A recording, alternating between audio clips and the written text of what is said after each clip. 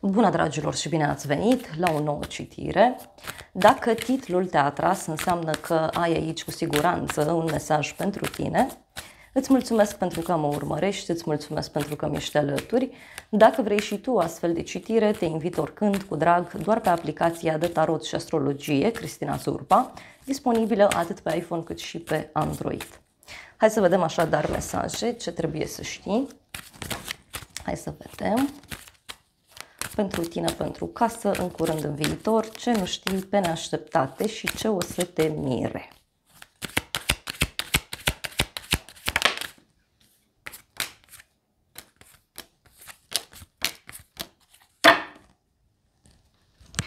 Avem așa, 6 de bâte, 8 de spade, regina de spade. O legătură cu o zodie de aer, Gemeni, Balanță, Vărsător.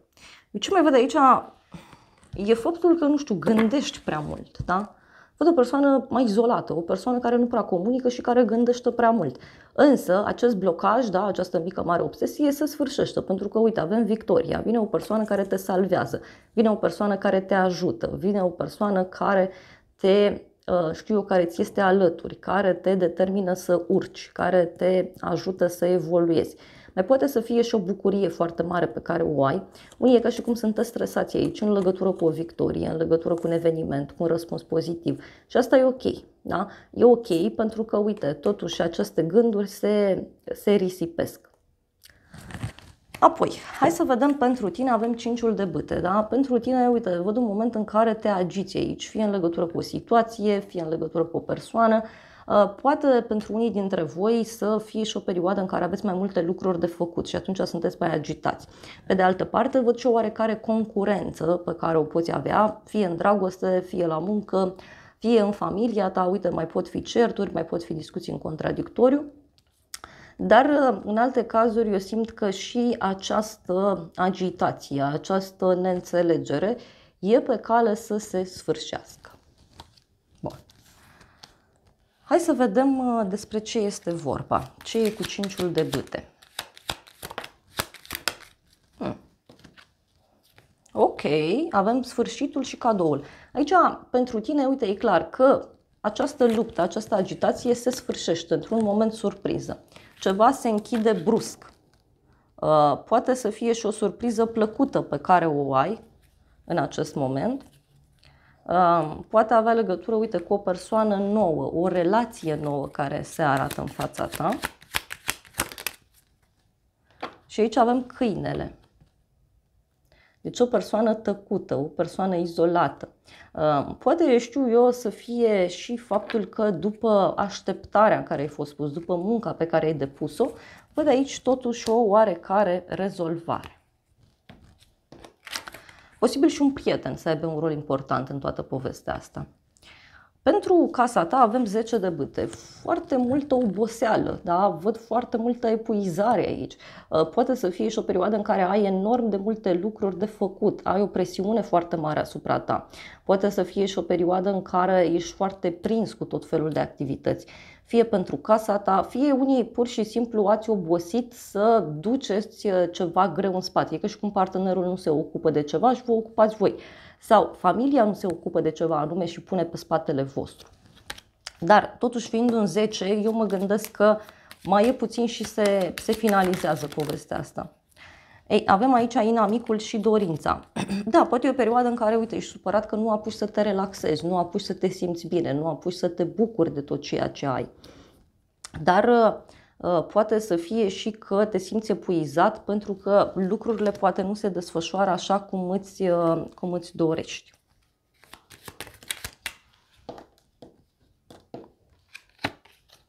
Avem norocul.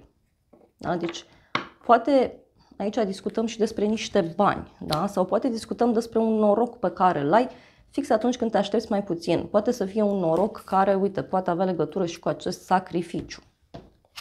În curând, cavalerul de spade. O persoană grăbită, agitată, este vorba despre o persoană care spune lucrurilor pe nume, poate să fie vorba și despre o persoană care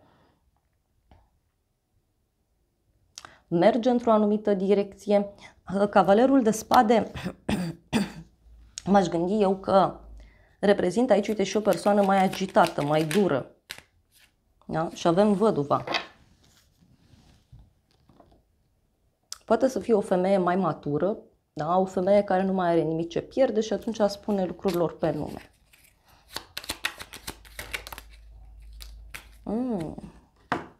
Gelozie și femeia. Pentru unii, uite, în curând aici poate să fie un fel de ceartă între două femei. Pentru alții, mai simt aici că poate avea legătură și cu o veste fulger pe care o primești în legătură cu o persoană dragă. Poate e ceva legat și de un proiect. Da? Pentru că, uite, e cineva care are niște așteptări. Cineva care crede că, știu eu, poate să fie undeva suspusă. Și posibil ca din acest motiv persoana asta să reacționeze mai dur. În viitor, nebunul, avem aici un act de curaj de care cineva dă dovadă. Mai poate să fie și un eveniment neprevăzut care are loc, dar și un nou început. O iubire nouă pentru unii, un proiect nou. Dar mai văd clar și pe cineva care face un gest total nebunesc aici. Hai să vedem în viitor. Avem drumul, boala și falsitatea. În viitor, ok. Avem o problemă pe care cineva o are legată de un drum. Sau o problemă, uite, chiar legată de ideea de falsitate. O idee, o provocare, să zic așa, care are legătură cu niște minciuni. Niște minciuni pe care cineva le-a spus, dar sunt niște minciuni foarte mari. Da? Nu sunt chestiuni mici.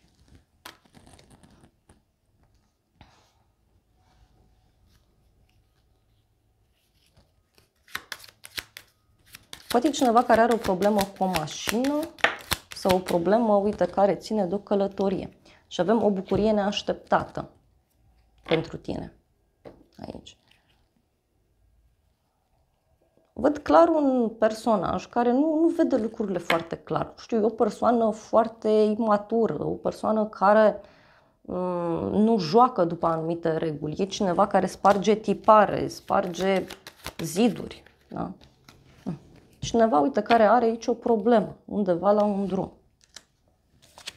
Ce nu știi tu? Roata destinului. Ei, tu nu știi aici că anumite lucruri sunt predestinate. Da? Fie în viața unei persoane din jurul tău are loc o schimbare mare, fie pur și simplu toate aceste lucruri țin de o transformare absolut profundă. Poate, știu eu, pentru unii dintre voi, roata asta a destinului să însemne și că ceva se pregătește în spatele vostru. Uite, la o zi mare, la o zi sfântă și avem noroc, preotul și banii. Deci, poate tu nu știi despre cât de norocos sau norocoasă ești în acest moment. Poate tu nu știi despre un risc foarte mare pe care cineva și-l asumă. Dar ce mai văd eu aici este că la o zi mare, la o zi sfântă, pentru tine se pregătește o schimbare de destin. Asta văd foarte clar.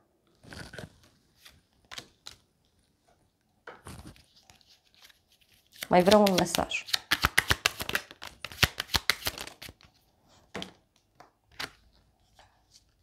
Și avem hoțul și cearta. Ei, e ca și cum un hoț este pedepsit. Sau cineva care a mințit, a trădat, are parte de o problemă. E ca și cum se întoarce roata pentru cineva și tu încă nu știi. Eu simt că are legătură cu nebunul ăsta, adică cu acest eveniment neprevăzut, cu această reacție absolut șocantă, cu acest eveniment absolut nebunesc.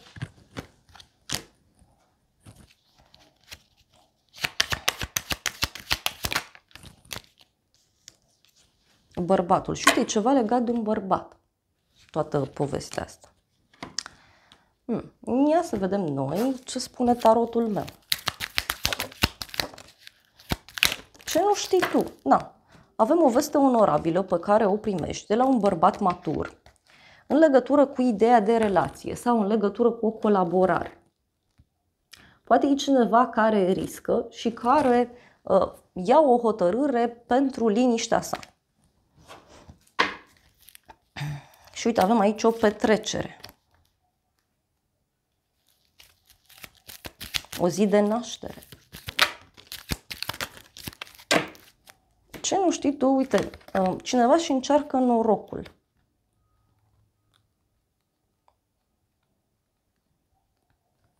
Cineva și încearcă norocul, pentru că, uite, posibil ca acestei persoane să-i fie dor de tine. Sau persoana asta să-și dea seama că nu se simte împlinită, că nu se simte bine dintr-un anumit punct de vedere. Dar eu așa simt că e cineva care trece prin niște schimbări destul de puternice. Și avem proces și judecată, bani puțini și supărare. E ca și cum cineva aici plătește pentru un anumit lucru. Și repet, e vorba de o energie masculină.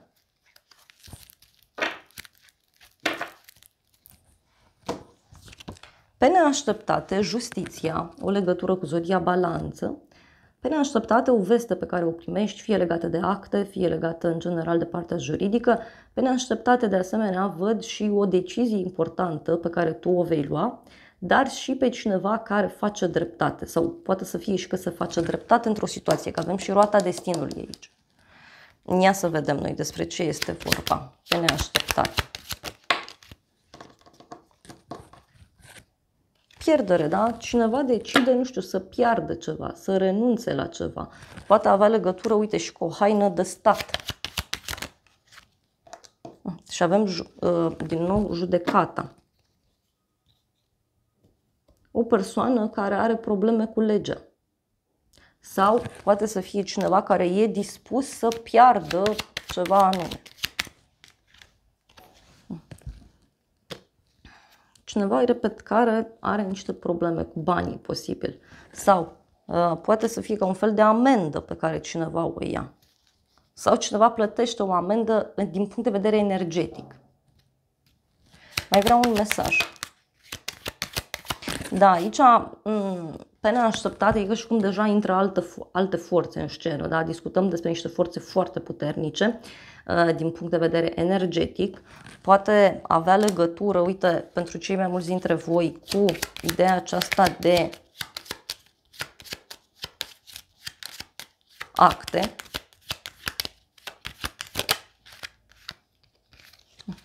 Deci e o veste aici destul de importantă. Hai să vedem ce spune tarotul meu cu justiția. Dar mie așa mi se arată, că e ca un fel de dreptate divină. Și avem te dorește cineva și bucurie de departe. Deci niște vești importante pe care le primești de la drum lung, vești importante care, uite, țin de dragoste, vești importante care țin de o persoană foarte dragă.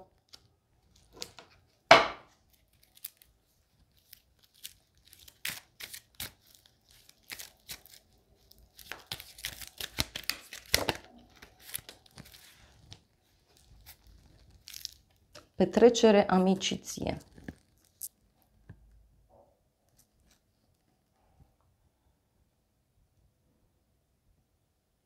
Pe neașteptate, poate e cineva care te invită undeva, poate la o petrecere.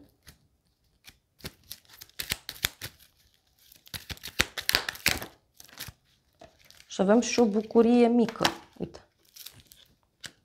Cineva îți face o bucurie mică. Ce o să te mire? Cavalerul de monede. O persoană serioasă, o persoană care ți este alături. Poate să fie un pachet, un colet pe care îl primești, poate să fie și un drum pe care îl faci în interes financiar sau cineva care e pregătit să vină către tine să-ți ofere ceva, să-ți propună ceva. Și avem relația și căsătoria. Dragilor, interesant. Deci ce o să te miri aici este o propunere legată de ideea de căsătorie, de ideea de relație.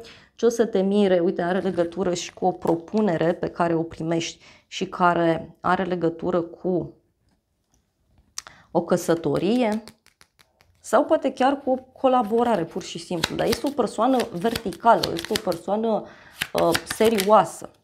Și uite, avem casa, da? Deci poate cineva care îți vine în casă sau cineva care îți propune un anumit lucru, poate să fie o companie oficială, o haină de stat, poate unii așteptați un răspuns de pe zona aceasta și el vine și e pozitiv. Nebunul.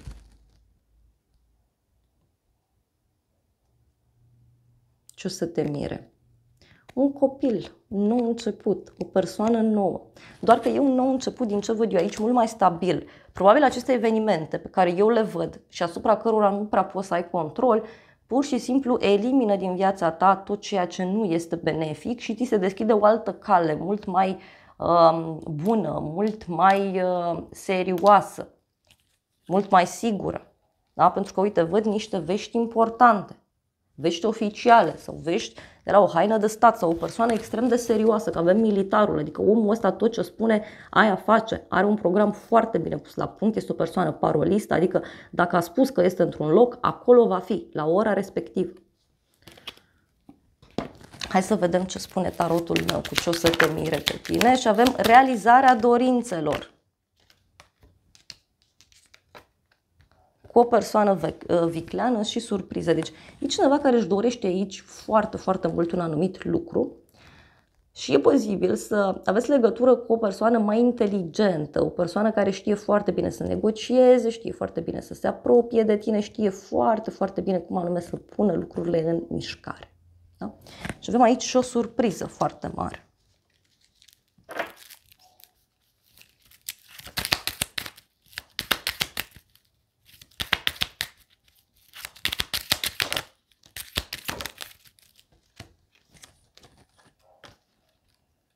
Avem ceartă și piedici.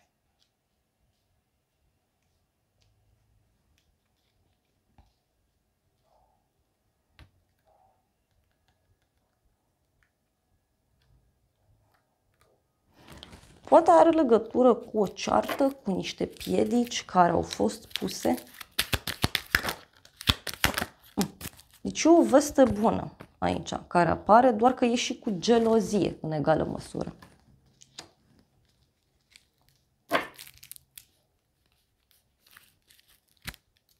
Uite, e o dragoste sinceră din partea cuiva și că și cum omul ăsta e pregătit să depășească tot felul de blocaje.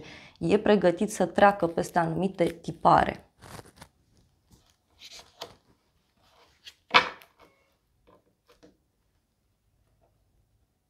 Hai să vedem ce spune și acest oracol, că mi era dor de el. Hai să mai vedem o carte.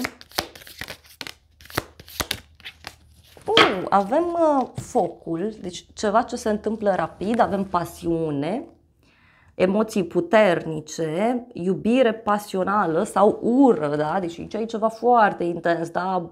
Ori e dreaptă, ori e strâmbă, da? Ori e în dreapta, ori e în stânga, ori e albă, ori e neagră. E foarte, foarte intensă această energie. Iar apoi avem câinele și depărtare. Un prieten de la distanță se gândește la tine. Foarte frumos, da?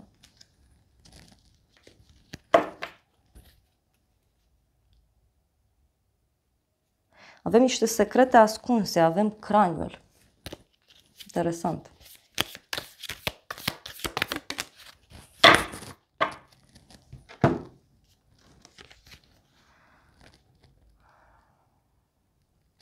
Avem așa.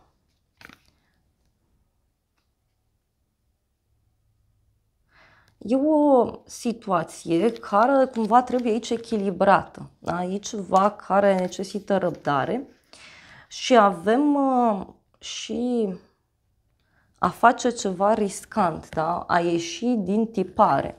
Da, poate avea legătură și cu cineva care riscă foarte mult într-o situație anume. Ia să vedem ce avem la bază. Wow, avem tronul, da? O poziție de autoritate.